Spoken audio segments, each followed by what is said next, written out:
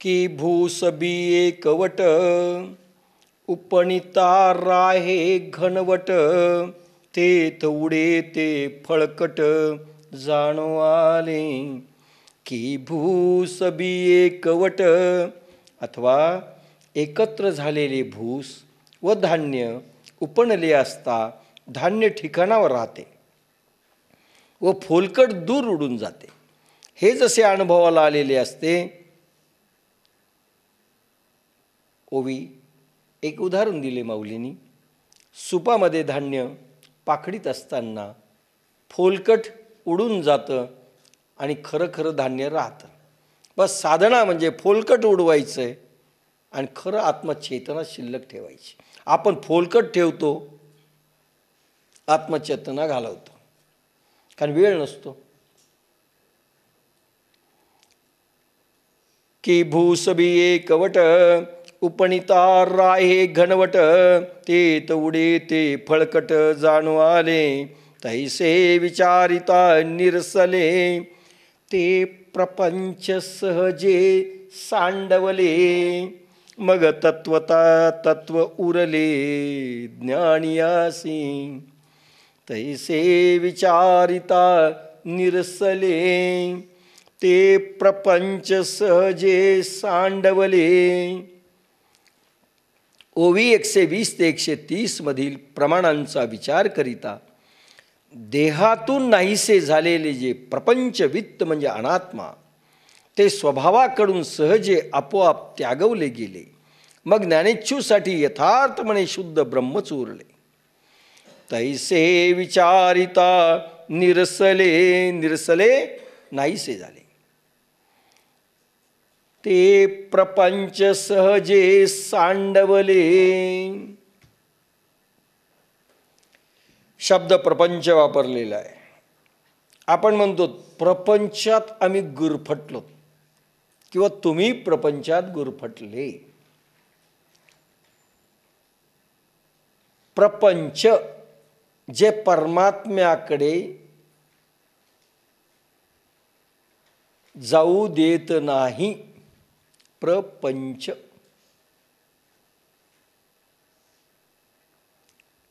असे कर्म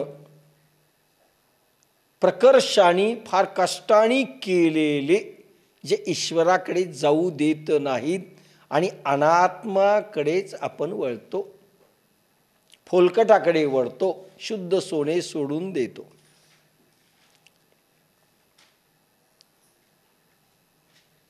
स्वभावतः त्यागले गेले पाहिजे. शब्द फार महत्वाचा आहे. कर्म सोडायचं नाही, देहानी कर्माचा त्याग करायचा आहे. सुंदर एक सुंदर ओवी आहे. अनेक महात्मे काय करतात, म्हणून दमन पद्धती मी जी म्हटलंय, दमन पद्धतीमध्ये काय, चर्वण आम्हाला जुळत नाही. कारण काही काही साधक आपले असे आहेत, तोंडात पोळी गेली की न चावताच खाली उतरली पाहिजे, कमी चावून उतरली पाहिजे. लाळ मिश्रित करून लाळ करून ती पोळी गिळायची नाही, अशी काहींनी शपथ खाल्लेली. मग काय करायचं, मग आम्ही उपवास करतो, उपवास चांगला, मग आम्ही लाईट खाऊ. मग अशांना सांगावं लागतं बाबा लाईट खायचा आहे. जुळत नाही. दमन पद्धती, मग 4 दिवस आम्ही उपवास करू, चालतं. बाया किती वेळ खातील, पण एखादा दिवस असा येतो ना, पाण्यावर राहतात. काही बाया उभ्या उभ्या रविवार करतात, एक संडे उभा राहून करायचा आहे. मग हुशार बाया बसवले की झोक्यावर बसतात. जमिनीवर नाही बसायचं, जमीन अशी खाते, पाय चालतात जमिनीवर, बसायचं नाही. मग झोक्यावर बसतात. ते झाड लहान असतं तर आता चढता येत नाही, तर फांदीवरच जाऊन बसले असते दिवसभर. काही युक्त्या करतात. म्हणजे जी पद्धती दमन करण्याची आहे, आमचं मन कंट्रोल होत नाही ना, मग एकदाच आम्ही 2-4, जसे जैनांमध्ये एक वर्षाला एक पर्युषण पर्व असतं. मग काही जण 30 दिवस 40 दिवस आपलं बस भरमसाठ उपवास करायचा. त्या आत्म्याला मंजूर हो की न हो, काय यातना होत असतील ते होतील. डॉक्टर येतात, सलाईन चढवतात, पण हे करतात. दमन पद्धती. आंब्याचा रस पाहिला की जीभ अशी वळवळते. डायबिटीज झालेला आहे, कोणी देत नाही. मग दाखवूच नका मला आंबे. आणि दाखवलं की तो रस घेतलंच म्हणून समजा.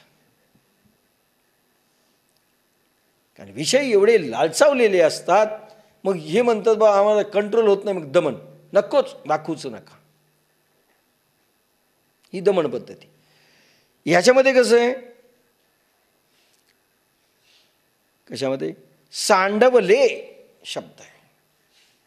इंद्रियांनी सोडायचं तोपर्यंत खा. जो इंद्रिया अज्ञान करी, विषयांचे भयन धरी, प्राप्त कर्म नावेरी, उचित जे जे. जो इंद्रिया अज्ञान करी, विषयांचे भयन धरी, विषय ज्याला बाधत नाहीत, विषय जो भोग आणि विषय ज्याला भोगीत नाही, ज्यांच्या इंद्रियांना, आणि प्राप्त कर्म तर ते करतात.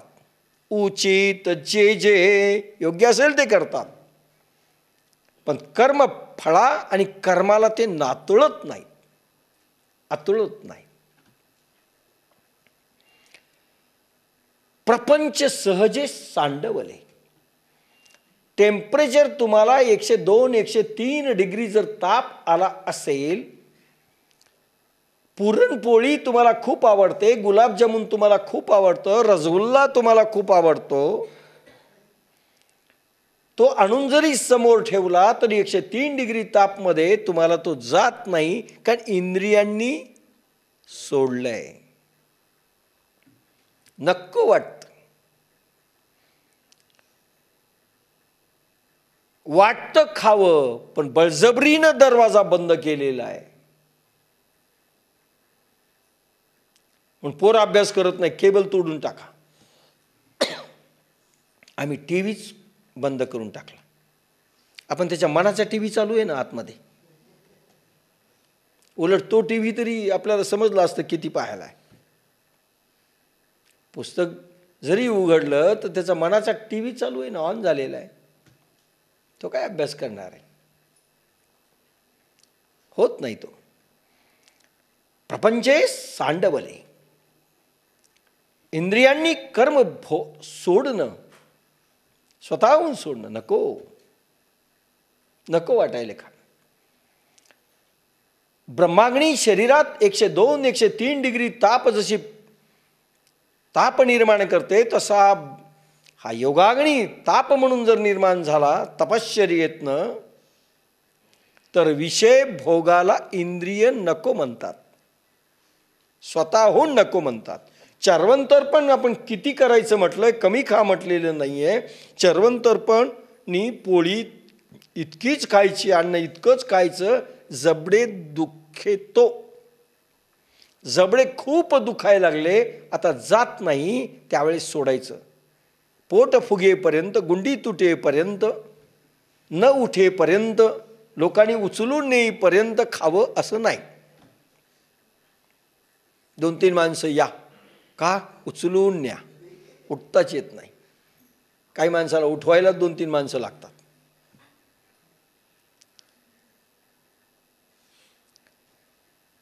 तैसे विचारिता निरसले, ते प्रपंच सहजे सांडवले.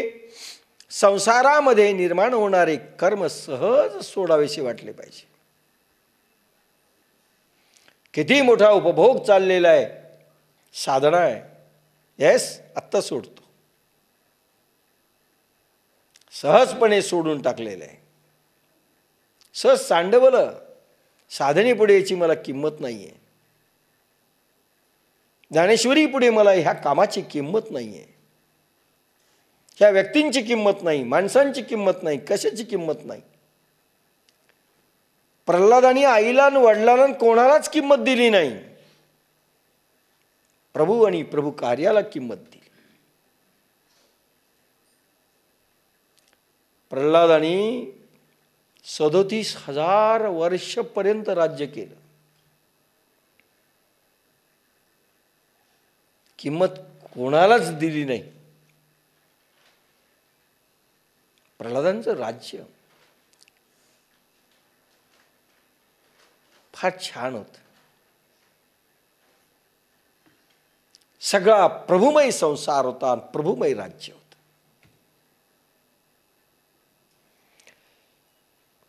सहज सांडलं गेलं पाहिजे. काही काही साधूंनी आंबा खाणं सोडलंय, काही काही साधूंनी तिखट खाणं सोडलंय. अरे मनाने तुम्ही खात नाहीत का? मन ओढाळे जाईल म्हणून तुम्ही सोडलंय. विकार उत्पन्न होत नाही म्हणून पदार्थ सोडणं चूक आहे. मनाने हळूहळू पदार्थ सुटला पाहिजे. नको. उदाहरण सांगतो तुम्हाला. चर्वण तर्पण करत नाही, तुम्हाला खूप तिखट खावंसं वाटेल आणि एकदा तुम्ही चावून तितकं 70-80 वेळेस एक घास चावला तर तिखट इतकं तुम्हाला जिभेला पोळेल, नको वाटेल. हळूहळू हळूहळू शेवटी लाळेत रूपांतर होऊन सात्विक अन्न बनेल. गोड अन्न तिखट देखील गोड लागेल. लक्षात घ्या. जरी तामसी राजसी अन्न खाल्लं तरी सात्विक रूपात कन्व्हर्ट झालेलं आहे. स्वभावतः सोडलं पाहिजे इंद्रियाने. नको.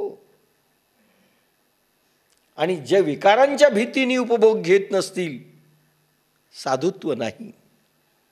नाही साधुत्व.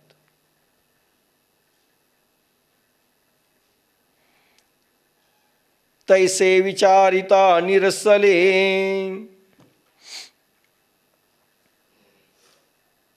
ते प्रपंच सहजे सांडवले.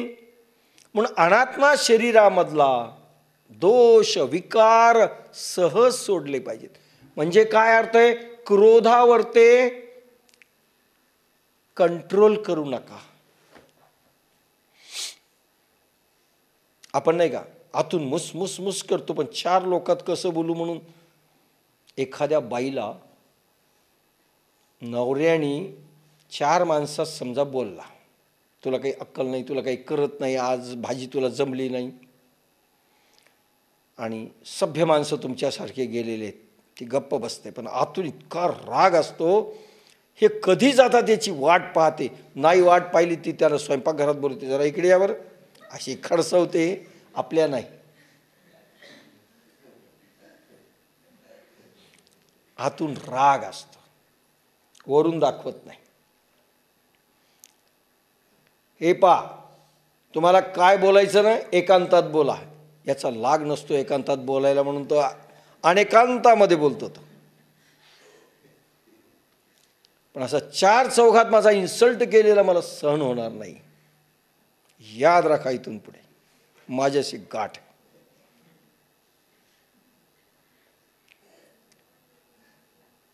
4 माणसात ती काही करू शकत नाही म्हणून तो हा बोलतो.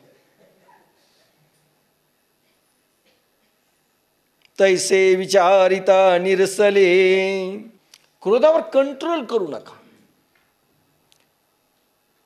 हे पा, क्रोध काहीही नाही, प्रेम नसल्याची अवस्था आहे. अंधार ही वस्तू नाही, प्रकाश नाही म्हणून अंधार आहे. त्याचं अस्तित्वच नाहीये. क्रोधाचं आहे फार मायन्यूट ओवी आहे, बारीक ओवी आहे, चांगल्या चांगल्या साधूंना सांगता आलेलं नाही आहे. क्रोध ही वस्तूच नाही आहे, प्रेम हे आहे. प्रेम नसणे म्हणून क्रोधी आहे. ज्या बाया, जे पुरुष क्रोधी असतील, केव्हाही राग येतो फटाक.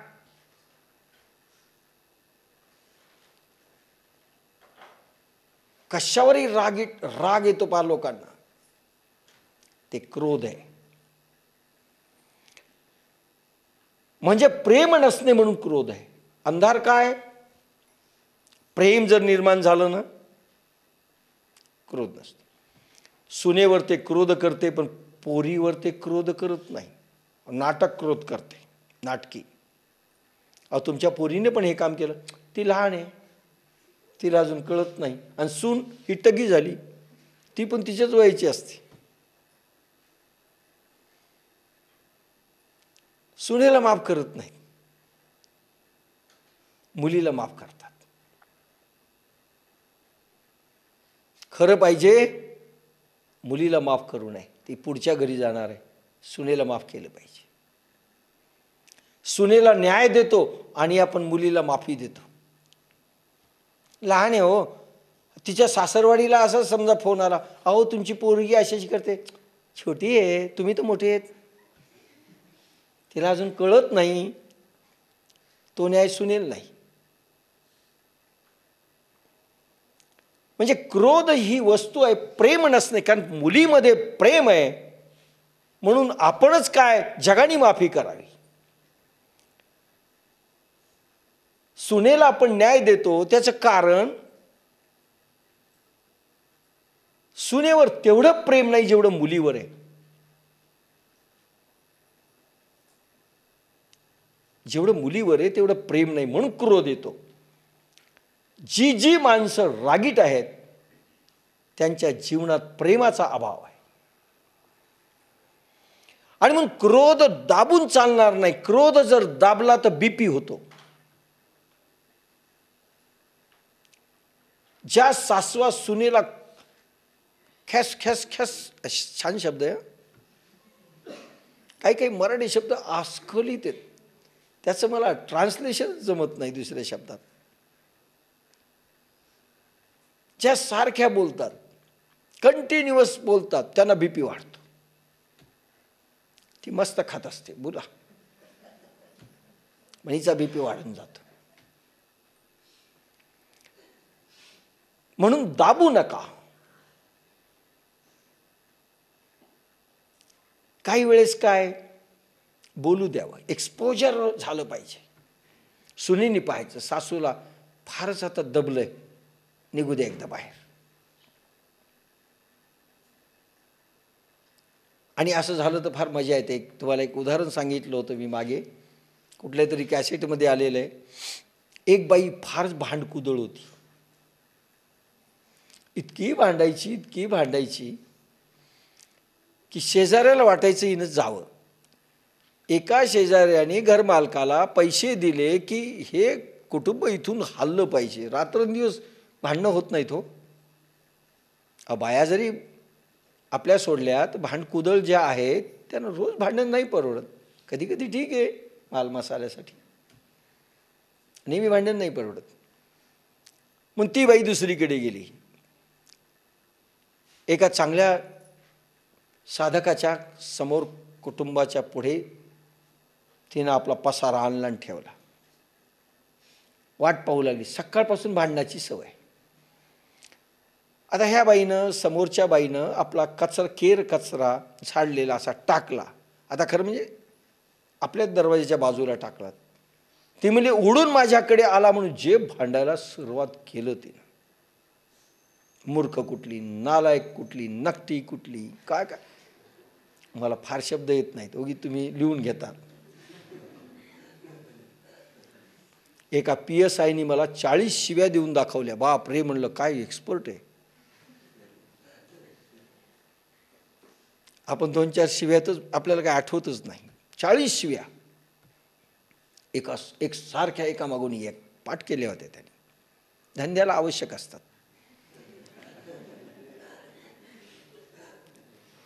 तर त्या याच्यामध्ये ती बाई जे शिव्याला सुरुवात केली, हिनं ऐकलं ऐकलं ऐकलं आणि शेवटी थकली. ही गप्प अशी फक्त पाहते, जसं पिक्चर पाहतोत ना आपण, तिथं भांडण चालू, प्रेम चालू, आपण नुसते पाहतो. कोणाचा खून असला तरी पाहतो. तसं ही बाई आपला पिक्चर जसं चाललाय तशी पाहिली. आणि ती शेवटी थकली की तिनं असं बोट केलं, अंगठा दाखवला, अंगठा त्या बाईला अंगठा दाखवला की पुढं तिने शिव्या सुरू केल्या. सटवी नट काय काय असेल, मला भांडते, तुझं मढं जाईल, काय काय असेल ते शिव्या सगळ्या सुरू केल्या. ही आपली कामधंदा करून पुन्हा आली.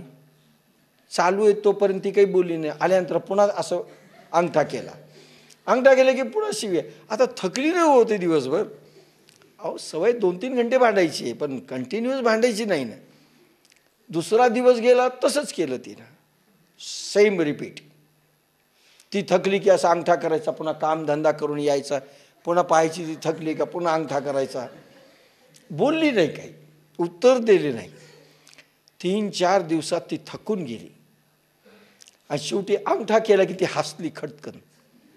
ही पण हसली, तोपर्यंत ही पण हसली नाही. आणि मग ती जवळ आली, मग ही जवळ गेली. या म्हणले, चहा घ्या, जा. राग कंट्रोल करू दिला नाही, एक्सपोजर झालं पाहिजे. बोला बोला बोला. म्हणजे एक पद्धती अशी, एक्सपोजर झालं, संपलं, रिकामी झाली सासू. सुनेने सांगायचं, थकल्या का, असं मी चहा आणून देते, काही बिघडत नाही.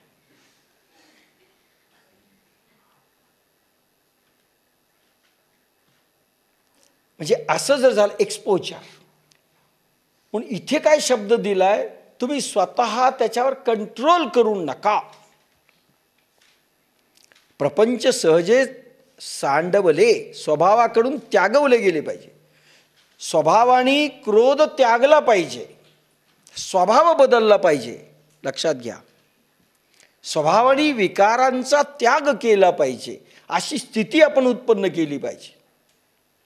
आपण म्हणतो राग आलेल्या माणसाला शांत राहा, फक्त पाहत राहा, काही करू नका. राग जातो त्याचा. आपण का शब्दाला शब्द टाकतो, वर्ड टू वर्ड. तलवारीला तलवार भिडली की संपलं. म्हणून याला हे काहीही विकार तुम्हाला त्रास देणार नाही. फक्त यांच्या नादी लागू नका. एक नाही ते एक्सपोजर करू द्या. म्हणजे विकारांचं तांडव ज्या वेळेस आपल्या मनामध्ये चालू असेल त्यावेळेस त्याचं एक्सपोजर होऊ द्या आणि त्याला रिकामं होऊ द्या. एक पद्धत. स्वभावतः सांडवले.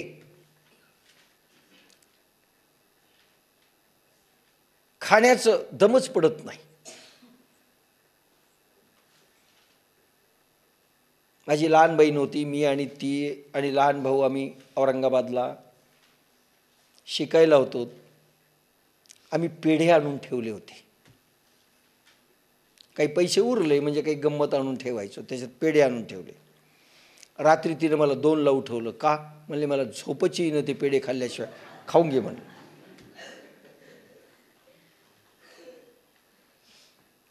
मला झोपू दे, तू खाऊन घे. तिने सगळे पेढे खाऊन टाकले. झोपची येणं काय करा की ज्या वेळेस इंद्रिय लालचावतात एखाद्या विषयाला, खाऊ द्यावं. विषयांचा उपभोग घेऊन त्याग करणं एक पद्धत. किंवा स्वभावच असा निर्माण करायचा किंवा अशी परिस्थिती निर्माण करायची की विषय त्याग घडला पाहिजे.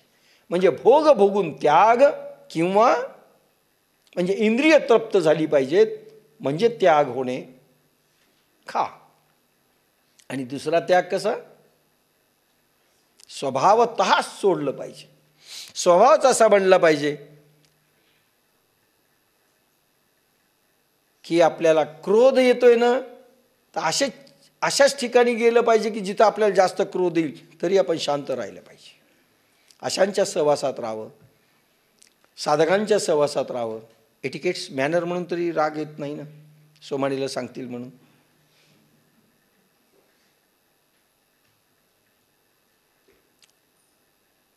मी पाहिलं साधक नंतर भांडतात. साहेबांच्या पुढे कंप्लेंट केली, सरांच्या पुढे, नंतर भांडतात. पण दुसऱ्याने भांडू द्यावं त्याला, कारण एक्सपोजर झालं पाहिजे. अजून सवय स्वभावतः सोडण्याची झाली नाही तोपर्यंत एक्सपोजर म्हणून त्याला बोलू द्यावा. बोल बोल बोल असा अंगठा दाखवा, चालू दे. दबलं ना की रोग घेऊन उठतं ते. म्हणून इथे काय म्हटलंय, स्वभावाकडून त्यागवले गेले पाहिजे, आपोआप त्याग घडला पाहिजे विकारांचा, भोगांचा, सगळ्यांचा. मग ज्ञानेच्छूसाठी यथार्थपणे शुद्ध ब्रह्मतत्वच उरते. इथे कबीरांनी म्हटलंय, मन गया तो जाने दे, मत जाने दे शरीर. एक सुंदर नवयवना समोरून येते, सौंदर्यांगणा पाहावीशीच वाटायली. एक मन म्हणतं पाहुणे बरं पाप लागतं, एक म्हणतं पाहिल्यानं थोडीच लागतं, विकार निर्माण झाला तर लागतं.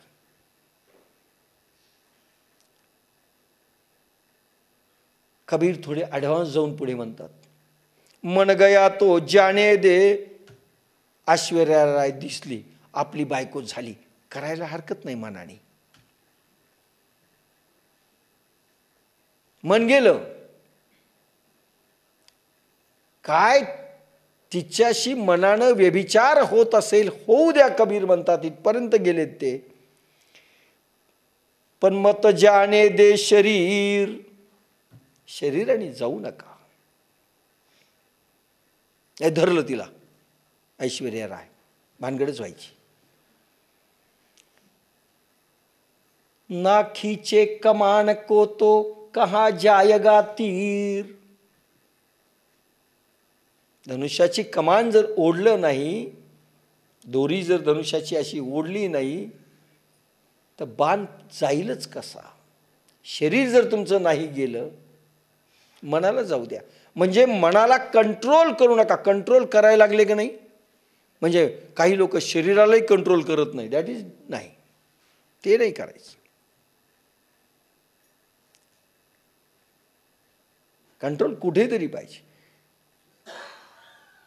मन गेलंय जाऊ द्या, पण त्या मनाला काही मिळत नाही ते राहत नाही. आणि एक तिसरा भाव असा आहे द्रष्टाभाव. क्रोधाकडे देखील तुम्ही निरीक्षण करा.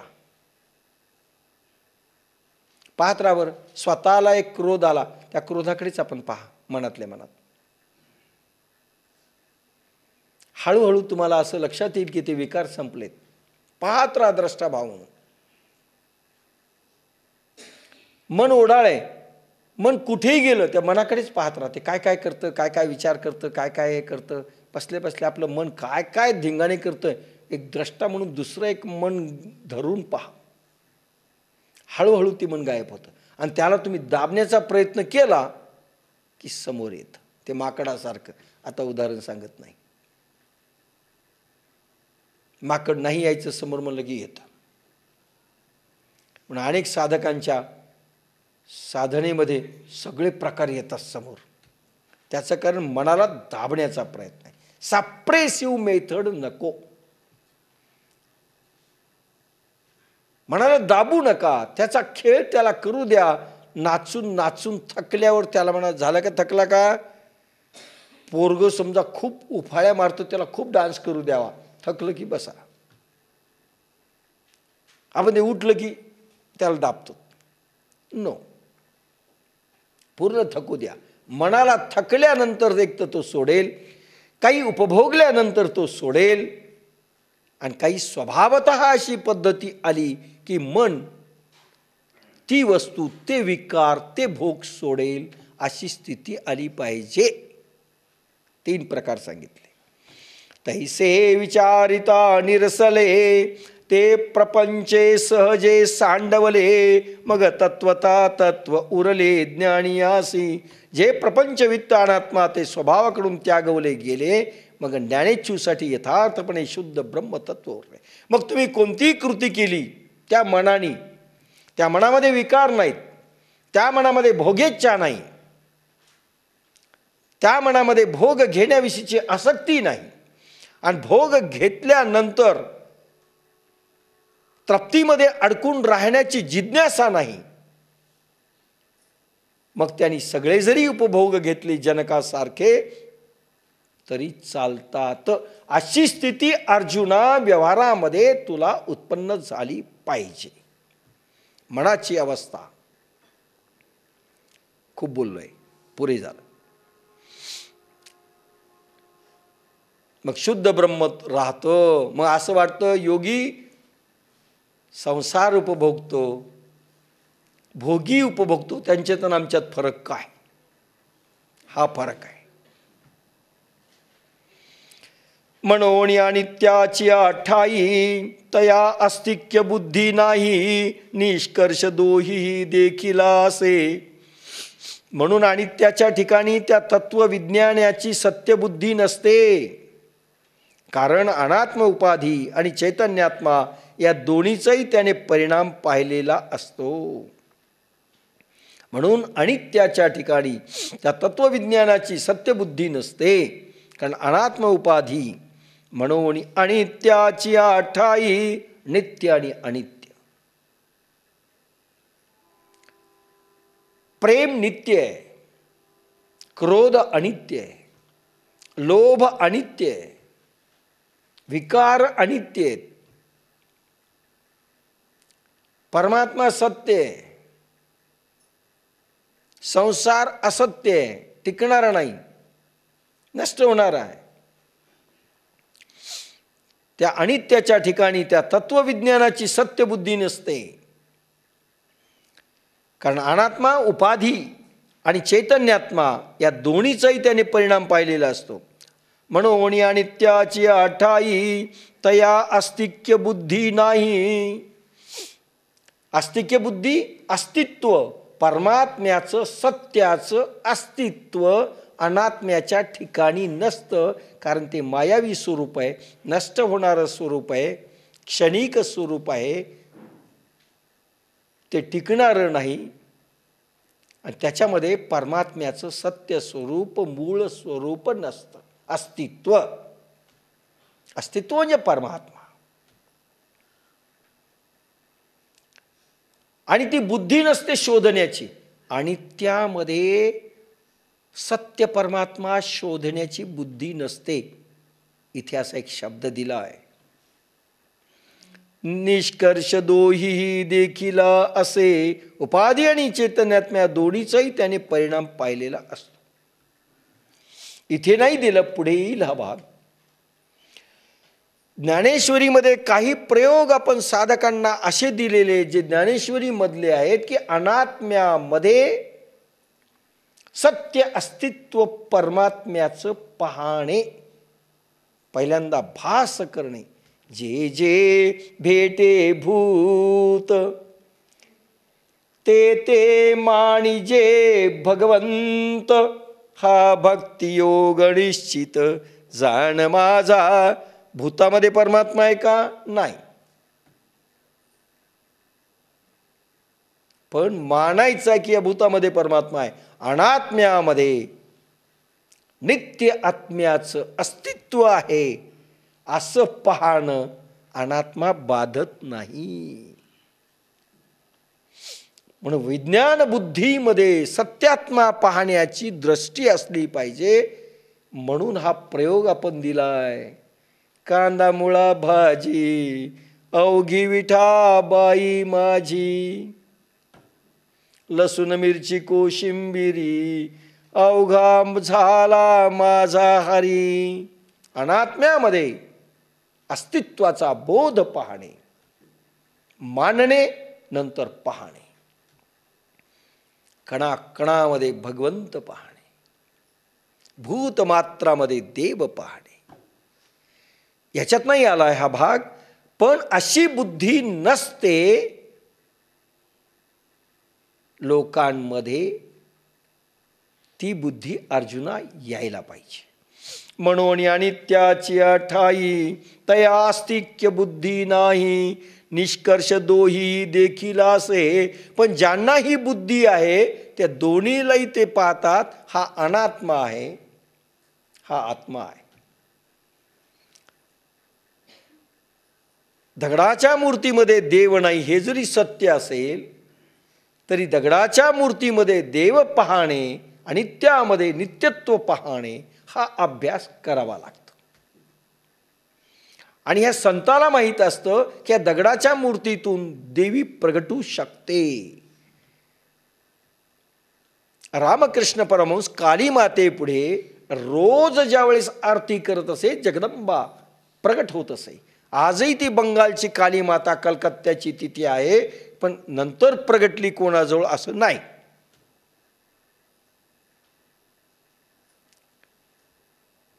कारण विज्ञानयुक्त अनात्म्यामध्ये नित्यात्मा पाहण्याची बुद्धी प्रयोगातून निर्माण केली म्हणून दर्शन होत असतं. ही ज्ञानेश्वरी. 17वा श्लोक भगवद्गीतेचा. अविनाशी तु तद्विद्धि येन सर्वमिदं ततं, विनाशमव्ययशाश्च न कश्चित् कर्तुमर्हति. पण ज्याने हे सर्व जगत व्यापिले आहे ते आत्मतत्व नाश न पावणारे असे तू जाण. या अव्ययाचा नाश करण्यास कोणी ईश्वरही समर्थ नाही. बाप्पासाहेबांचं ह्या श्लोकावर ते समगीत. ज्याने सर्व हे व्यापिले अविनाश जाण भले, नित्य अव्यय केवळ त्याच्या नाशा कोण बळ. देखे सारा सार विचारिता, भ्रांती ते पाही असारता. तरी सारते स्वभावता नित्य जाणे. आत्मा सार व आत्मवीत चलचित्राप्रमाणे असार आहे. असा विचार करून त्यातील असारता गतिवंत म्हणून ही भ्रांती आहे असे निरखून पहा, आणि सार हे मूळचेच नित्य आहे हा राजांसाप्रमाणे अनुभव घे. आजही सायंटिस्ट शोधतायत, वैज्ञानिक शोधत आहेत की पृथ्वी ह्या ब्रह्मांडाच्या मूळ निर्मितीमध्ये कोणती शक्ती काम करते, मूळ काय आहे. अणु, परमाणु, न्यूट्रॉन, प्रोटॉन, इलेक्ट्रॉन, त्याच्यानंतर न्यूट्रॉनोपर्यंत आलेत. डॉक्टर केंट सारख्या शास्त्रज्ञांनी इंग्लंडच्या असं भाकीत केलंय की मला वाटतं हे विश्वाच्या मूळ शक्ती म्हणजे अग्नीचा फवारा आहे. अग्नीमधून हे सगळं निर्माण झालंय म्हणून अग्निपिंड असं म्हटलंय.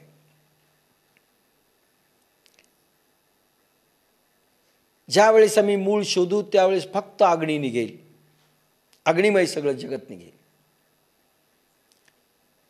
भगवान पण ते बाहेर शोधतायत म्हणून कठीण आहे. आपले ऋषीमुनी संत हे सायंटिस्टच आहेत, ते वैज्ञानिक आहेत, पण हे आत शोधतात, ते बाहेर शोधतात म्हणून अवघड चाललंय. हे आत शोधतात, ते बाहेर शोधतात. देखे सारा सार विचारिता, भ्रांती ते पाही असारता. एकाही संतांनी सांगितलं नाही की आम्हाला मूळ अस्तित्व भेटलं नाही. संत म्हणजे आधुनिक नाही आहे, मोठमोठे नावं. देखे सारा सार विचारिता, भ्रांती ते पाही असारता. तरी सारते स्वभावता नित्य जाणे. आत्मसार व आत्मवीत असार. ह्या ब्रह्मचेतने वर्ते गतिशक्ती गतिवंत झाल्यामुळे मूळ स्थितिवंत शक्ती आहे परमात्म्याची. ब्रह्मस्थिती म्हणजे स्टॅबिलिटी, स्थिर चेतना, प्रशांत महासागर, एकही लाट उसळत नाही, दॅट इज ब्रह्म. चेतनेचा असा अफाट महासागर ज्याच्यामध्ये वाऱ्याची झुळूक नाही, इच्छेची झुळूक नाही, शांत प्रशांत असा महासागर म्हणजे ब्रह्म. ज्याला प्रशांत ब्रह्म महासागर, चेतना, एकही लहर उठत नाही. पण इच्छा उत्पन्न झाली, गती उत्पन्न झाली, जसं ब्रह्मबीजा झाला अंकुर म्हटलंय की लाटा उत्पन्न होतात. त्या लाटा म्हणजे मूळ ब्रह्म नाही, लक्षात घ्या. समुद्रावरची लाट उसळते.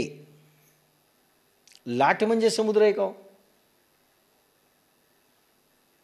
लाटेमध्ये समुद्र आहे का? का समुद्रावर लाट उठलेली आहे? आतमध्ये काही नसतं, समुद्राच्या वरतेच आहे फक्त.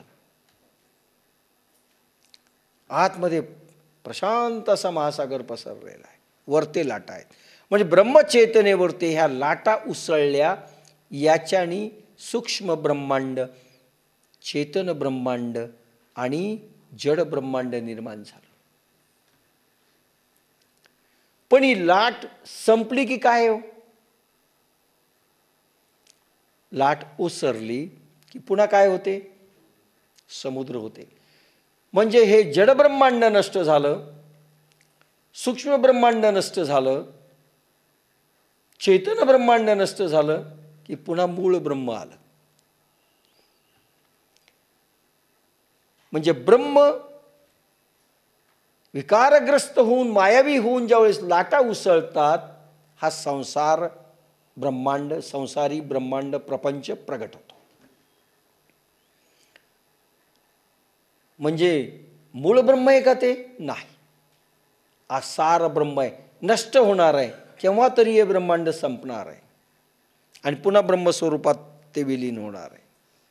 लक्षात घ्या. त्याला म्हटलंय असार, जे संपणार आहे. सार म्हणजे जे राहणार आहे शिल्लक. लाट केव्हा तरी संपणार, पुन्हा समुद्र रूप होणार, याला असार म्हटलंय. आणि आपण याला सत्य मानतो, असाराला सत्य मानतो. त्याच्यामध्ये सत्य नसतं, कारण ते नष्ट होणार आहे. सत्य नष्ट होतं का? देव मरतो का? परमाणू मरत असेल तर तो देव आहे का? हा देवशक्तीच्या चेतनेवर ते तो परमाणू लहर निर्माण झाली, त्याला भ्रांती म्हणतात, त्याला भ्रम म्हणतात, आणि सायन्समध्ये त्याला गती म्हणतात. गतिशक्ती. हे ब्रह्मांड गतिवंत आहे, इलेक्ट्रॉन गतिवंत आहे, न्यूट्रॉन गतिवंत आहे. पृथ्वी फिरते, सूर्य फिरतो, ब्रह्मांड फिरतं, परमाणू परमाणू फिरतं, याला गतिमंत म्हटलंय. आणि गती घेतलेली आहे म्हणून माया म्हटलंय, म्हणून आसार म्हटलंय, म्हणून अनित्य म्हटलंय, म्हणून आत्मवीत म्हटलंय, म्हणून अनात्मा म्हटलंय. हे ओसरणार आहे, कधी ना कधी नष्ट होणार आहे. आणि मूळ शक्ती कधी नष्ट होत नसते. जी नष्ट होते ती मूळ शक्ती नाही, आसार आहे. ती गतिवंत आहे, ती भ्रांती आहे. रेल्वेमध्ये बसल्यानंतर झाडे पळताना दिसतात आपल्याला. आपण पळतोय का झाडं पळतात? नदी पळताना दिसते, माणसं पळताना दिसतात, शेतं पळताना दिसतात. याला गतिभ्रम म्हणतात. खरं म्हणजे पळतंय कोण? आपण. पण आपण पळतोत का? आपण शांत आहेत. आता पृथ्वी पळते, गतिवंत आहे. आपल्याला काय वाटतं? छे छे, पडला असतं ना, हा पंखा पडला असता, हे पडलं असतं. गतिभ्रमाचा इतकी गती वेगाने असते, लक्षात घ्या, गती इतकी वेगवान असते की ती स्थितीसारखी वाटते, म्हणून गतीचा अनुभव येत नाही. उदाहरण सांगतो. एक पंखा इतक्या स्पीडीने जर फिरवला आता पाती दिसायलीत पहा, पण किती पातेत तुम्हाला ओळखता येत नाही. हे पहा, वर पंखा आहे, चाललाय. इतक्या स्पीडीली जर घुमवला काय होईल? पुढे आता तरी तुम्हाला मधून मधून एक स्पेस दिसतोय. खूप फिरवल्यानंतर स्पेसच दिसत नाही, कारण स्पेसचं अंतर संपलेले गतीमुळे. गती इतकी वेगवान होते की स्पेस अशी दिसत नाही. तुम्ही समजा त्या पंख्यावर बसलात, खूप जोरात फिरवलं तरी ह्या पात्यापासून ह्या पात्यापर्यंत येण्यापर्यंत इतकी गती असते की खाली माणूस पडत नाही. पण गती कमी करा, खाली पडेल. आणि म्हणून वर बसणाऱ्या माणसाला खूप गतीमध्ये जर फिरवलं तर स्पेसमध्ये तो खाली पडत नाही, मग त्याला वाटतं मी स्थितीमध्ये आहे. खरं म्हणजे हा भ्रम आहे.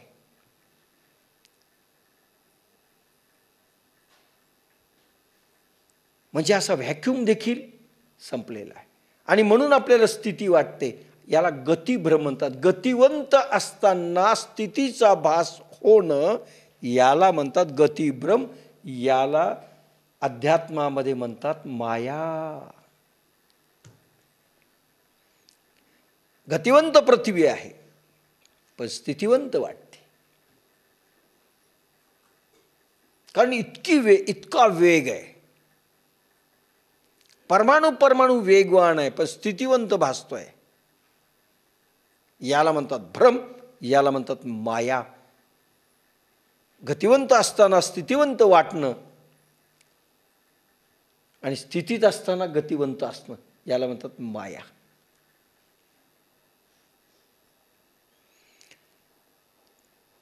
पण याच्यात जर समजलं तर ही गतिवंत आहे, भ्रांती आहे, तुम्हाला कळत नाहीये, भ्रम उत्पन्न झालाय. झाडे पळताना दिसतात, शेतं पळताना दिसतात, आपण पळत नाही. आपण खरं म्हणजे पळतो, पण आपल्याला वाटतं स्थिर आहे. कारण गाडीमध्ये आपण पळालो तर काय होईल? आपली जागा दुसरी घेईल. आपण पळत नाहीत, आपण थकत नाहीत, पण आपण स्थितिवंत आहे. असं आहे, ब्रह्मांड पळते पण आपण स्थिर आहेत. याला भ्रांती आहे. निरखून पहा आणि सारे मूळचेच नित्य आहे हा राजहंसाप्रमाणे अनुभव घे. अर्जुना, असा अनुभव तुला आला पाहिजे की ह्या असार जगामध्ये, गतिवंत जगामध्ये सत्य तुला दिसलं पाहिजे, असत्य तुला ओळखता आलं पाहिजे. हा भ्रम आहे, याच्यावर खिळून राहू नये. हे असत्य आहे, हा परमात्म्याचा भाग नाही. हा भ्रमभास लाटा आहे, हे सत्य नाही. परमात्मा सत्य आहे, जे दिसत नाही. जे दिसत नाही ते सत्य आहे, जे दिसतं ते असत्य आहे. संसार दिसतो ते असत्य आहे, कारण लाट आहे ही चेतनेवरची. आणि जे दिसत नाही अपरोक्ष जे ते सत्य आहे. हे तू अनुभव घे, याला म्हणतात ज्ञानेश्वरी. कारण अर्जुनाला जे दिसतंय ते सत्य वाटायला आहे. भगवान म्हणतात अरे हे सगळे मरणार आहेत, ही पृथ्वी सहित सगळं जाणार आहे. सत्य मी आहे, जे तुला दिसत नाही त्याचा अनुभव घे आणि संसारात वा. आपल्याला संसार का श्रेष्ठ वाटतो? आम्हाला वेळ मिळत नाही संसार करतोय, आम्हाला वेळ मिळत नाही पैसा मिळवायचा, आम्हाला वेळ मिळत नाही खूप उपभोगायचं आहे, आम्हाला वेळ मिळत नाही. एक माणूस आला, फाटका माणूस आला तरी आपला तुटक्या संसारात फाटका माणूस समोर आला तरी ज्ञानेश्वरी डिच्चू मिळाला. कारण ते सत्य वाटतं, हे असत्य वाटतं. अर्जुना, हा अनुभव घे, तू समजून घे. हा लोकत्रयाकार तो जयाचा विस्तार, तेथ नाम वर्णाकार चिन्ह नाही. हा त्रैलोक्याचा आकार ज्याचा विस्तार आहे त्याच्या ठिकाणी नाम रूप रंग नादी चिन्हे नाहीत. तुला जगात रंग दिसतात. किती विविधता आहे हो, सांगा बरं. काय चित्रकार आहे. ये कौन चित्रकार आहे, गाणं आहे ना ते फिल्ममध्ये. किती विविधता आहे. एक झाड घ्या, त्याचं प्रत्येक पान घ्या, ह्या पानासारखं दुसरं पान नाही. ह्या पानामध्ये जो रंग आहे ना तो दुसऱ्या पानात नाही. एक पाकळी दुसऱ्या पाकळीसारखी नाही. एक फुलाचा रंग दुसऱ्या फुलासारखा नाही. काय विविधता आहे. आकाशाकडे पहा, एक ढग दुसऱ्या ढगासारखा नाही. काय चित्रकार आहेत. सृष्टीमध्ये किती सौंदर्य आहे. एक सुंदर वस्तू दुसऱ्या सुंदर वस्तूसारखी नाही. विविधता आहे. 600 कोटी लोक आहेत जगात. 600 कोटी लोकांचे चेहरे प्रत्येकाचे वेगळे आहेत. एका चेहऱ्यासारखा दुसरा चेहरा नाही. काय विविधता आहे ह्या सृष्टीमध्ये.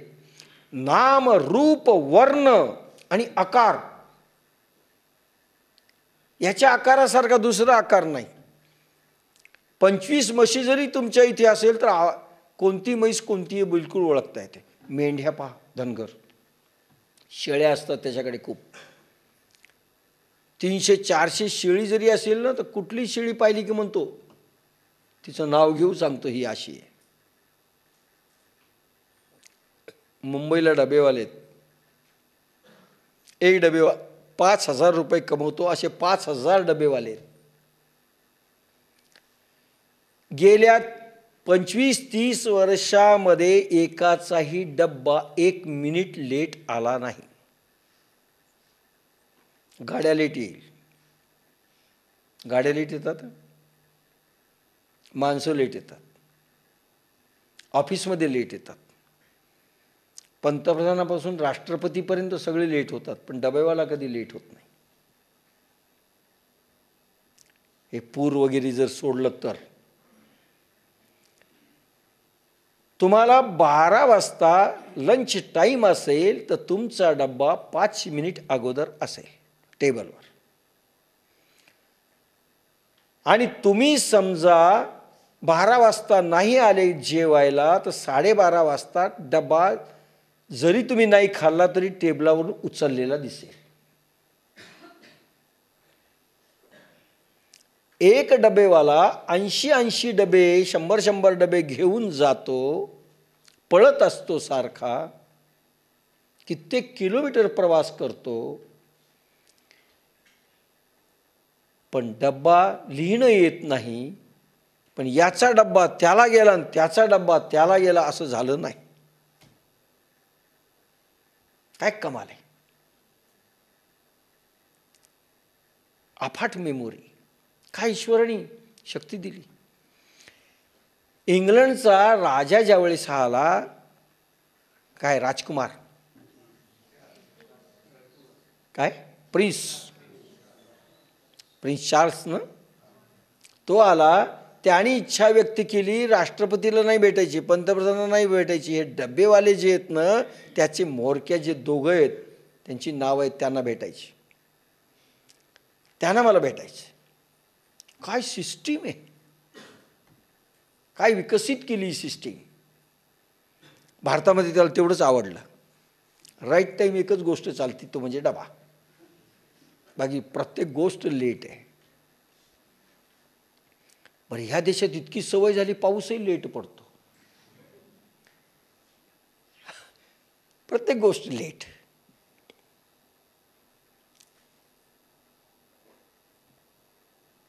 ट्रेन तर कधीच वेळेवर नसते. एक ट्रेन 10 वाजता येण्याचा सकाळचा टाईम होता. योगायोगाने तुमच्यासारखा पॅसेंजर गेला आणि 10च वाजता ट्रेन आली. स्टेशन मास्तरला त्यांनी हार घातला. म्हणजे का? म्हणजे आयुष्यात पहिल्यांदा 10 वाजता ट्रेन आली. अहो म्हणजे काल येणारी ट्रेन 10 वाजता आज आली, 24 तास लेट. हे राईट नाही आहे. सगळी सवय लेट. तो 4 साल्यानंतर त्या डबेवाल्याने सांगितलं, जो म्होरक्या आहे तो देखील डबे देतो. त्याने सांगितलं, माझा डबे देण्याचा टाईम आहे, माफ करा, मी 6 वाजता स्टेशनवर भेटेल, ज्यावेळेस डबा नसतो. ते रेल्वे स्टेशनवर काम सोडून मी भेटणार नाही, मी रजा घेणार नाही. माझा ग्राहक आराध्य देव आहे. तुम्हाला भेटायचं तर 5 वाजता स्टेशनवर ते या, मी भेटेल. 4 स्टेशनवर गेले, तो राजकुमार प्रिन्स आणि त्यांना भेटला. शाबासकी दिली. त्यांनी बक्षीस देऊ केलं, पण त्यांनी घेतलं नाही. नो, माझं कर्तव्य आहे, मी नाही घेणार. अंगठे बहादर आहेत ते दोघं म्हणे. डबेवाले ज्यांच्या धर्मशाळा आहेत आळंदीला, आणि प्रत्येक डबेवाला काही जो पैसे ठेवतो त्याच्यातनं करोडो रुपये उत्पन्न जे होतं, लाखो रुपये, ते त्यांच्या मुलांबाळाकरता, त्यांच्या लग्नाकरता, त्यांच्या शिक्षणाकरता वापरण्यात येतं. हे डबेवाल्याला दृष्टी. कशावर निघालं होतं? त्रैलोक्याचा विस्तार, नाद, नाम, रूप, रंग, नाद, काय विविधता आहे. एका माणसासारखा एक माणूस नाही, एका ढगासारखा एक ढग नाही, एका ब्रह्मांडासारखं दुसरं ब्रह्मांड नाही, आपल्यासारखा दुसरं कोणी नाही. कृष्णासारखा कृष्ण होऊन गेला, रामासारखा रामच होऊन गेला. गौतम बुद्धासारखा पुन्हा होणे नाही आणि ज्ञानेश्वरासारखा पुन्हा होणे नाही. सारखेपणा कधीच नाही, विविधता आहे. तरी भगवान म्हणतात, नाद, रूप, रंग जरी विविध दिसले, तरी मुळाच्या ब्रह्मशक्तीमध्ये न नाम आहे, न रूप आहे, न रंग आहे, न नाद आहे, न ओंकार आहे, न शब्द आहे, न काही. निर्विकार स्वरूप आहे. निराकार, निर्विकार, रूप नाही, रंग नाही, नाद नाही, नाम नाही, त्याला नाव नाही, काही नाही. आणि ज्याला नाव आहे, रंग आहे, रूप आहे, ते सगळं नष्ट होणार आहे. त्याच्यामध्ये मूळ अस्तित्व परमेश्वर नाही, नाही, नाही. तुम्ही पाहण्याचा प्रयत्न करा, एवढंच. आणि जे दिसत नाही, ज्याला नाम नाही, रूप नाही, रंग नाही, त्याला तू भेट, त्याचा अनुभव घे, त्याला ब्रह्म म्हणतात, असं अर्जुनाला भगवान सांगतात. असा अनुभव घे.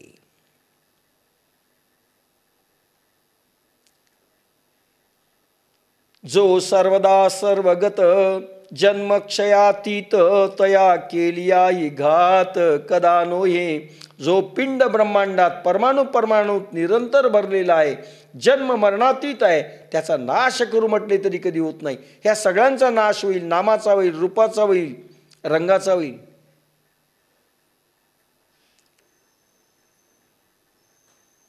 अमरनाथ जरी नाव ठेवलं तर तो नक्की मरेल, म्हणून त्याचं काही नाही. जे मरत आहे त्याच्यात परमेश्वर नाही, आणि जे मरत नाही त्या अस्तित्वाकडे अर्जुना तू जा, घात होत नाही. ज्याला नाम लागलेलं आहे, म्हणजे नामरूपी जी माणसं आहेत, कोण कोण? दुर्योधन, दुःशासन, ही सगळी मरणारी आहेत. शोक करू नकोस. ज्याला नाम लागलंय ते मरणार, जे रूप दिसायला ते जाणार, जे रंग आहे ते संपणार, हे जे त्रैलोक्य आहे ते जाणार. अर्जुना, जे जात नाही, ज्याला नाव नाही, रूप नाही, रंग नाही, अशा ब्रह्माची उपासना कर, ते सत्य आहे. तू असत्याच्या मागे लागलास, त्याचा शोक करायलास, ते नष्ट होणार आहे. म्हणून तू असा फक्त त्याच्याकडे वळ, ज्याला बुद्धांनी शून्य म्हटलंय. शून्य म्हणजे नास्तिकपणा नाही, शून्य व्हॅक्यूम, संपलं, काहीच नाही, रंग नाही, रूप नाही, नाद नाही, काही नाही.